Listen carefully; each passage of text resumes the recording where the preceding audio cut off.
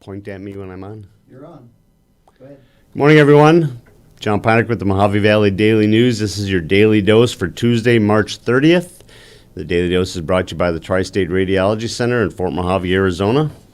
One of the many reasons why you and your physician should choose Tri-State Radiology Center is that, as an independent imaging center, the cost is substantially less than hospital-based facilities. Tri-State Radiology is conveniently located in Fort Mojave.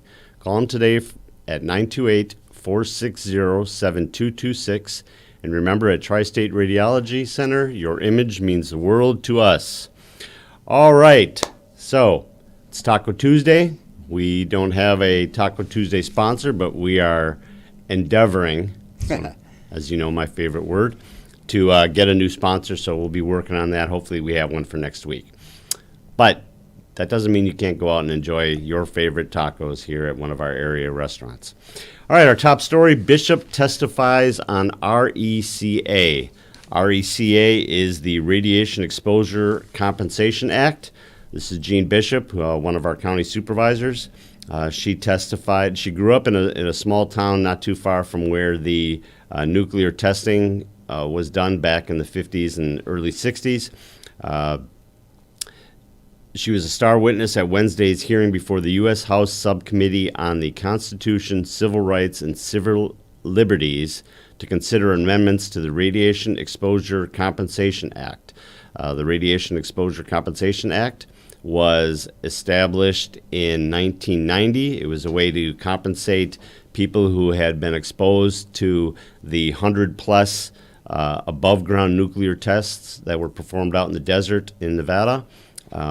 Because Clark County and Mojave County was downwind from the area.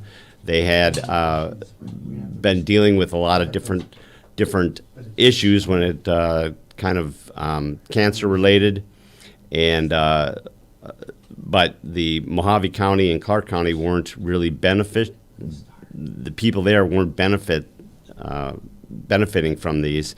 So she is asking that they make some changes to it. She was a star witness. She talked quite a bit about how the testing had impacted her family. One of the things she says in here is her oldest sister, Judy, died of brain cancer in 1968. Jean herself was diagnosed with breast cancer in 2013. A year later, her sister was diagnosed with breast cancer, and her husband diagnosed with prostate cancer in 1998. In her husband's family, a total of 32 people have died from various types of cancer. So she was working hard to try and get that handled and get it extended to those people. Payments since 1990, payments that have gone out have gone anywhere from $50,000 to $100,000 for each one of these cases, trying to help them with the effects of this radiation. So good luck to her, and we thank her for going out there and doing that.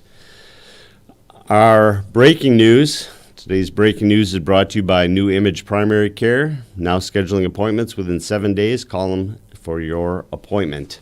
Honoring service. You see there our mayor, Tom Brady. Mr. Brady himself is a Vietnam veteran. He signed a proclamation yesterday morning on Veterans Day to extend the city's commitment to observe Vietnam Veterans Day here in Bullhead City indefinitely. It is something that our former mayor, Jack Hakem, and city council at that time signed back in 2008. We were the first city in Arizona to do so, recognizing Vietnam veterans and what they had served. One of the things that the mayor had talked about was that when they returned, many Vietnam veterans were met with disdain, spat upon, and called baby killers. So when you balance that with the way our heroes are received when they come back now, you see that it was kind of a black mark on our military back then and the way that we treated them. My father is a Vietnam vet, and it was just not a very pleasant time. Let's say that for the veterans. So Wait, you still got that picture of Mayor Brady up? Yeah, no, it's you now. He looks. Oh, okay. Well, You want to see him again? I can put him up real I'm quick. just- There he is, right here. Go ahead, talk about him. I'm looking at it and I'm saying, it's hard to believe that this guy just won a Super Bowl. That's the wrong Tom Brady, sir. What? Yeah, no, that's the wrong That's one. not him? Yeah, no. He's Oh. our mayor. That's a football player you're talking about. Huh. Back to you. Okay. Yeah. All right, moving on. We got a couple of crime and punishment stories here. First of all, we have Andrew Tarvin. Andrew Tarvin, it says, man sentenced to prison for child abuse. This was a 2-year-old Kingman girl that came into the hospital. She had a lot of different injuries. She had skull fractures, brain bleeding, a dislocated elbow, and an array of contusions. He originally said that she had fallen, but obviously when they took a look at her, they found out that it was significantly more than that. He ended up being convicted of child abuse, a reduced charge of attempted child abuse. So yesterday he was sentenced to 8.5-year prison sentence. But he did say that he was sorry. Is that good enough? He said it'll never, ever happen again. Does that count? Is that good? No. I'm not buying 8.5 years. Poor little girl. We also had a wreck in Highway 95. Left one person dead. Highway 95 down in Lake Havasu. A Kia Niro crossed the center line about 6 o'clock in the morning, Sunday morning, and crashed into a southbound Camry. The Camry was driven by Jeffrey Luna, 55, of Lake Havasu. Mr. Luna passed at the scene. The driver of the Kia Niro, Jose Love, 42, from Inglewood, California, was flown to a Las Vegas hospital for treatment of severe injuries. So no update yet on where he's at on that. God bless him. That's a rough road, too. 6 o'clock on the Sunday morning. Who knows what's going on out there? All right. Moving on. We have the Ever Given.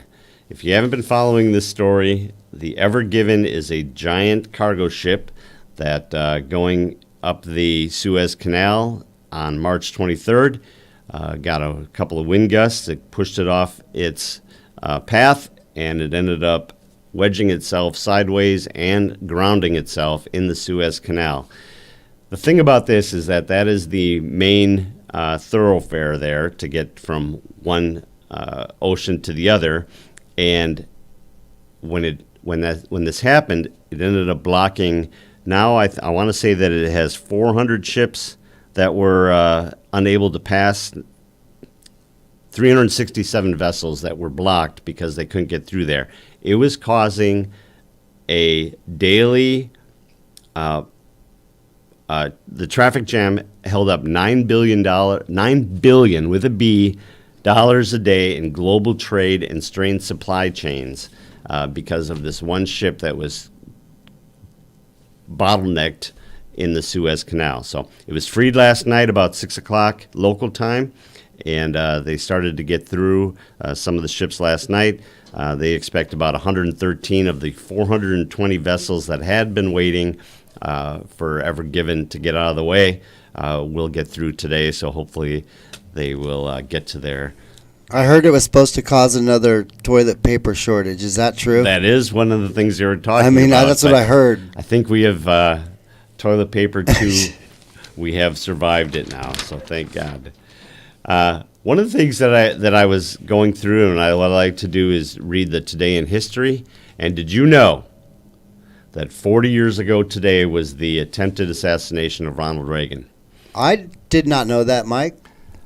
I did not know that it was today. I do remember when that happened. Remember it? Yes. Yes, I do. I remember, too, he got shuffled into the limousine real quick, and we didn't even know he was hit until... Yeah. He was shot and seriously injured by John W. Hinckley Jr., also wounded were White House Press Secretary James Brady. And you remember that was pretty bad. They weren't he sure got was real gonna hurt. survive. Yeah. and a couple other people. So 40 years ago today. Wow, that's cool.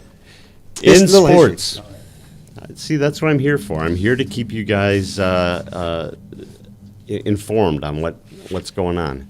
All right, in sports, is brought to you by Mike Lewick at Desert Time Realty. Call Mike today for the service you deserve and the people you trust when buying or selling your home. You see there, we have a nice picture. Dust Devils crush Parker. River Valley High School's Gavin Hogenkamp. You see him there sliding into third base. Stole third base, one of the team's 17 thefts. So 17 stolen bases in one game. That's unusual. They won 15-4 at Parker on Friday. They had 14 hits, including 3 each by Cameron Fontenot and Gavin Hogenkamp. Gavin's one of our past athletes of the week, quite the ball player. And Gabe Graham pitched 4+ innings to get the win with 5 strikeouts. We also have Malk baseball. They split a pair against Antelope Union High School on Friday. They lost their opener 10-5, and then they won the nightcap 9-3. Aaron Session went to combine 4 for 7 at the plate and scored 4 times. And then in the second game, he pitched and got the win. So good day for Aaron Sessions. And then one more thing in sports. We talked yesterday about how the U of A girls basketball team had made it to the Elite Eight, and how Ari McDonald had helped carry them. She was the Pac-12 Player of the Year. Well, she did it again last night. She scored 33, and the number 3 Wildcats beat Indiana 66-53. So they move into the Final Four for the first time in history. So congratulations. Now they got a big mountain to climb. They are playing against the number 1 seed, UConn. And UConn women's basketball, has been dominant for years and years. So they got a mountain to climb, but as long as Ari is out there doing her thing, we got a shot at it. In weather. Weather is brought to you by Living Waters Hospice, your hometown hospice. Together we can make a difference. Well, we told you yesterday about Jeff, we just got to call it what it is. It's wind. It's wind today. You can go ahead and say it. I already said that too. All right, 25 to 30 mile an hour winds today with gusts up to 45. It's supposed to be warmer than we thought. Yesterday they had called for 71. Now they're calling for 79. But we get through today, and the rest of the week is supposed to be great. Tomorrow, sunny with a high around 85. Thursday up to 92. Yesterday they said... I was going to just say the weatherman's changing the weather Yeah, on it's us. almost like they don't know what they're doing. They right? really don't. They guess the weather, and they can't get fired for being wrong. Throwing a dart at the dartboard. They said it was supposed to be 90s all. Yeah, it was supposed to be 95 Friday. Now it's 99, which means they're taking it easy on us. They don't want to frighten us. It's probably going to hit triple digits this weekend. I don't want to scare everyone away yet. Triple digits and sunny. Might be time to try that pool out a little bit. Get your shorts, flip-flops, and tank tops out. Sunscreen. Get the sunscreen first. Yeah, sunscreen, yeah. Mike, you ready? I don't own any flip-flops or tank tops. No, we're going to have to take him shopping. Yeah, sorry, didn't need them in the Seattle area. Seattle, you don't need that stuff. Oh, okay. Well, you might want to go now because those things are going to be a hot commodity here pretty quick, for sure. Especially the sunscreen. Well, you said you don't want sunscreen, that you're a like to tan guy. Likes to tan, but you have to get red first. A Wisconsin boy, I get red first. Real red. Yeah. If you turn these lights up, I'll get red. Okay. Well, you won't want that. No. So. All right. Well, enjoy it. Yeah. All right, everyone. Thank you for joining us for Taco Tuesday. Tomorrow is Hump Day. We also, tomorrow afternoon, have our Q&A at 4 o'clock. And we have a guest this week. It is going to be Mark Clark. Mark is on City Council.